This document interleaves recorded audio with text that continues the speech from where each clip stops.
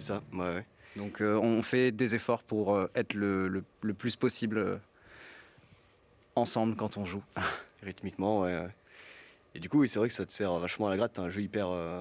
Max a un jeu très justement carré, léché et précis. Donc c'est vrai que ça aide. J'essaie. Je pense qu'un bassiste n'est jamais inutile, ça c'est sûr. Moi j'accorde mes guitares un peu plus graves, même pas mal plus graves, puisque je joue souvent sur des guitares baryton. Et je fais tout un tas de trucs avec mes pédales pour jouer sur plusieurs amplis, dont un bon ampli basse, et comme ça j'ai beaucoup de basse dans mon son. Et en fait j'ai commencé à jouer de la musique en attaquant par la basse, en fait c'est le premier instrument que j'ai pratiqué. Donc je pense que j'ai des restes de ça. Je joue de la basse et de la batterie sur ma guitare, ça doit être un truc comme ça.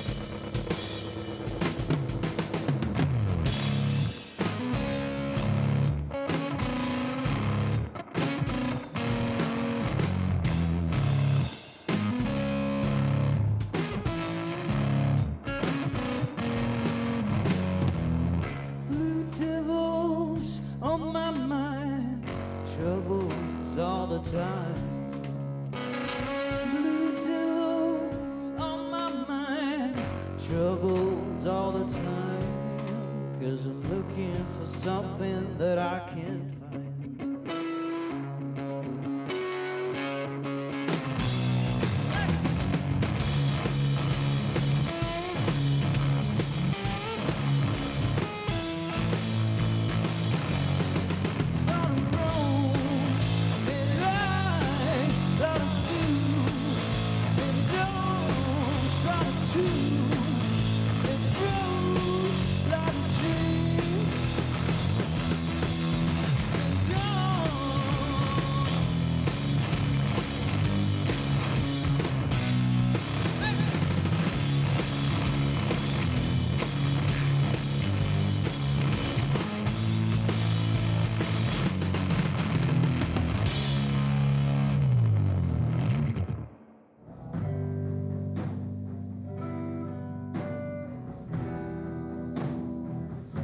Alors nos inspirations, elles sont assez diverses en fait.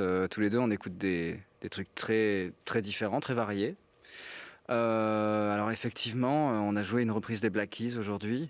Moi, c'est un groupe que j'ai beaucoup écouté quand je voulais créer ce projet, quand je voulais...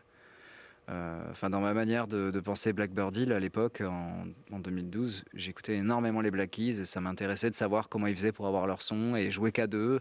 Et forcément les White Stripes et The Blackwater Fever, Deep Valley. Il y en a vraiment un tas de duos dont on n'entend pas forcément parler parce que souvent ce sont des groupes très indés. On connaît surtout les Black Keys et les White Stripes. Ouais, carrément, tu cites souvent Queen of the Stone Age et c'est vrai qu'on se rejoint assez sur ce type de rock-là qui est, comment dire, je dirais pas plus... Est-ce que c'est plus moderne que les duos blues rock dont on entend parler souvent ? Je sais pas, mais en tout cas c'est autrement un peu plus énervé aussi, un peu plus... Euh, Indépendant, je sais pas, il y a un côté un peu plus barré parfois. Et du coup, il y a ces deux côtés-là, peut-être dans Blackbird Hill aussi, un truc assez roots, peut-être dans la façon de jouer certains riffs, et des fois un truc un peu plus emporté. Peut-être pas barré, mais emporté au niveau de l'énergie qu'on met à jouer les choses en fait.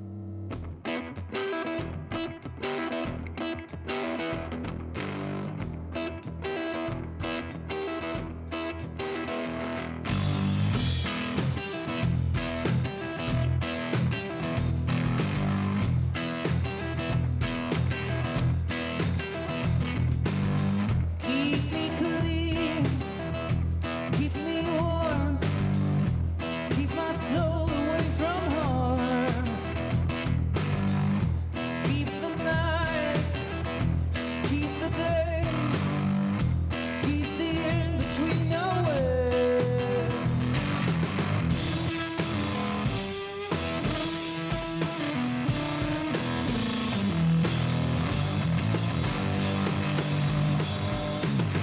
Hold that second, hold the time, hold that picture in your mind.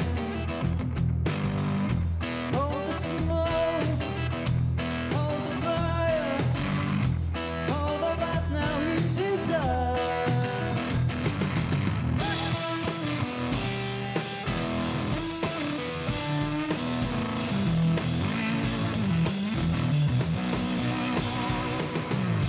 Show me trust, show me love, show me heaven up above. Show your soul, show your mind, show it to me all the time.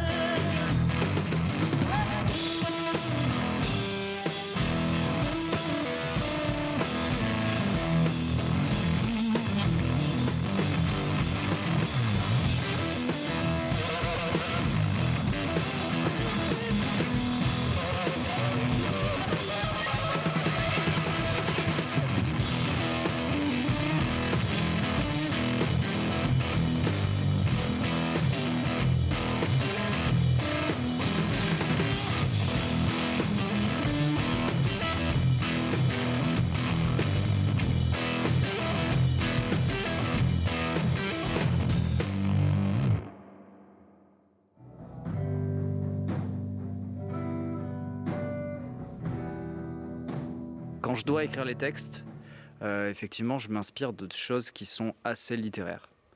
Même si je lis pas beaucoup, j'avoue avoir un petit penchant pour ce que fait Jack London.